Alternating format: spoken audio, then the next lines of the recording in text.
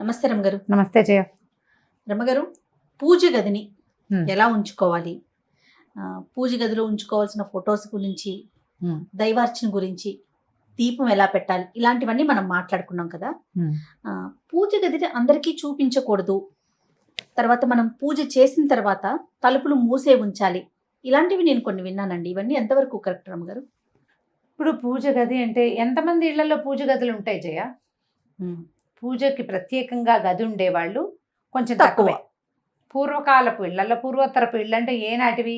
నా చిన్నప్పటి ఇళ్లలో భగవంతుడికి ప్రత్యేకంగా ఓ గది, దేవుడి గది అని ప్రత్యేకంగా ఉండటము, ఆ గది తలుపు వేసి ఉంచటము, ఆ ఇంట్లోకి అమ్మాయిల వాళ్ళు, పీరియడ్స్ వాళ్ళు అలా వెళ్ళకుండా ఎవరైనా ఉండటం, అటు పక్కకి వెళ్ళకుండా ఉండటము, దేవుడి గదిని తలుపేసి ఉంచడం పాతకాలపు పద్ధతి.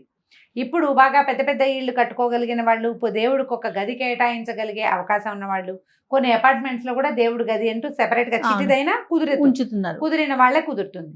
సాధారణంగా చాలా ఇళ్లలో ఇప్పుడు ఈ మధ్య అంటే ఒక 20 ఏళ్ళుగా, ఒక 15 ఏళ్ళుగా చూస్తున్నాం పూజ గది సెపరేట్గా ఉన్న ఇళ్ళు. అంతకుముందు ఏం లేదు, వంటింట్లోనే ఓ గూడు దేవుడికి. అవును. ఇప్పుడు దీన్ని ఎలా ఎవరికి చూపించకుండా నువ్వు మూసేసి అదేమిటో చేసేసి ఎలా చేస్తారు? కర్టన్స్ వేసుకోవాలి, లేకపోతే ఏదో చెయ్యాలి. కర్టన్ వేసుకోవడానికి కూడా కుదరకపోవచ్చు, ప్రాక్టికల్గా కుదరద్దు. చూపించకూడదు అనే నియమం ఏమైనా ఉందంటారా మీ ఉద్దేశంలో? పెద్దవాళ్ళు కొంతమంది చెప్తారు జయ, అట్లా దేవుడి గది పనిమాలా చూపించకూడదు. ఇప్పుడు మా అమ్మ వాళ్ళ ఇంట్లో మాకు మా పద్ధతులు కొంచెం వేరుగా ఉంటాయి. వంటింట్లోనే మాకు దేవుడు ఉండేవాడు. మా దేవుడికి ఒక పెట్టు ఉండేది, పెదగోవింద పెట్టు అంటారు. పెరుమాళ్ళ పెట్టెకి ఆ తలుపులు ఉంటాయి, తలుపు ఉంటుంది లోపల. సాలగ్రామాలు అయ్యవార్లు లోపల ఉంటే ఆ తలుపుని ఎంతసేపు తీయటము, ఓపెన్ చేసి ఉంచటము. అర్చన అయిన తర్వాత తలుపు వేసేస్తారు. మళ్ళీ రేపొద్దున చేసి కౌసల్య సుప్రజారామ అని పూర్వ సంధ్య ప్రవర్తదే అనుకుంటా ప్రాతः తిరువారాధన కరిషి తీస్తారు తలుపు. ఎంత పెట్టి ఉంటుంది రమ్మగారు? అంత పెట్టి ఓ 1/1 ఉందనుకో.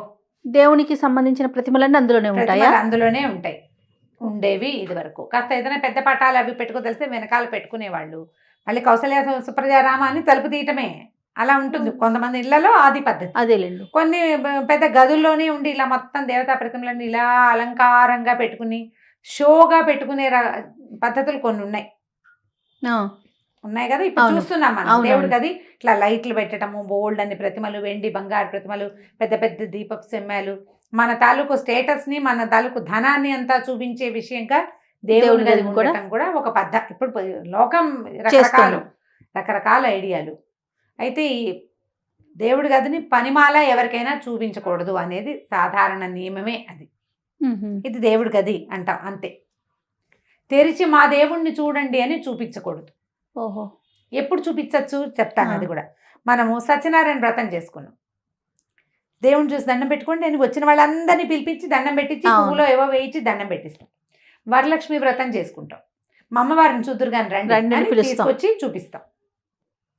అట్లా ప్రత్యేకమైన అప్పుడే కానీ నిత్య ఆరాధన చేసుకునే పూజని అందరికీ చూపించకూడదు, చూపించేవాళ్ళు కాదు. వచ్చిన వాళ్ళు రకరకాల ఇబ్బందుల్లో ఉండొచ్చు, వాళ్ళు ఎక్కడైనా ఇబ్బందికరమైన చోట్లోకి వెళ్ళొచ్చి ఉండవచ్చు.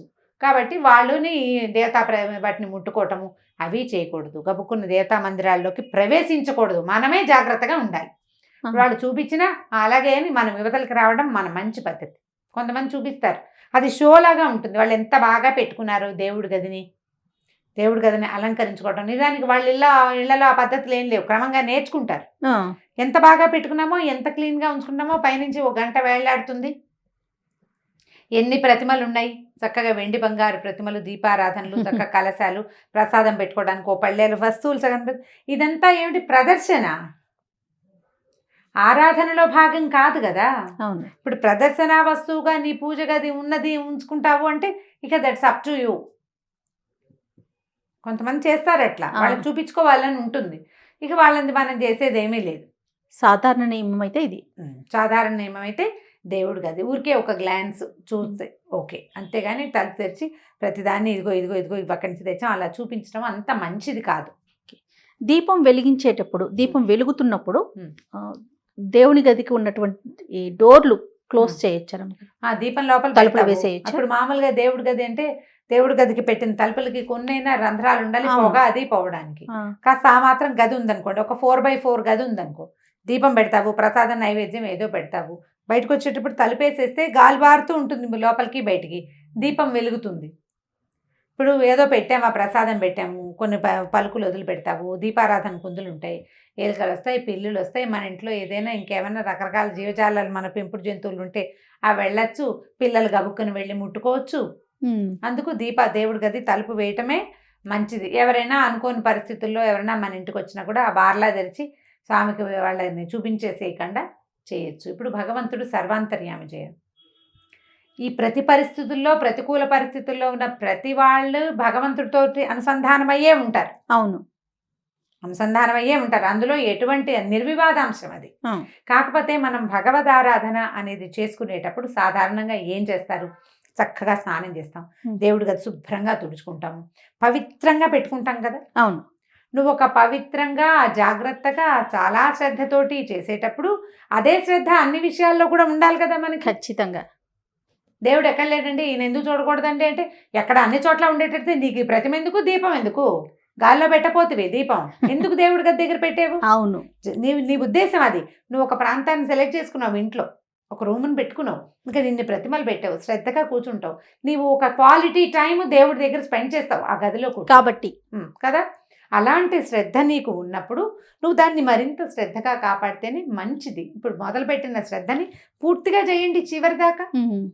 అది ఇతరుల దృష్టి నుంచి, ఇతరులు తెచ్చేటువంటి అపవిత్రమైన పరిస్థితులు, వాటి నుంచి, ప్రతికూలమైన పరిస్థితుల నుంచి, నెగిటివిటీ నుంచి మీ దేవతా స్థలం తాలూకు పవిత్రతని కాపాడుకోండి, ట్రై చేయండి దానికోసం.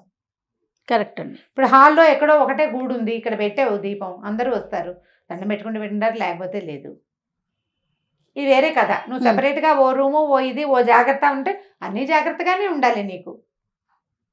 అలా చేస్తేనే కదా ఇది పూర్తిగా. అవునండి, అవును, మొత్తం సాటిస్ఫై చేయాలి కదా.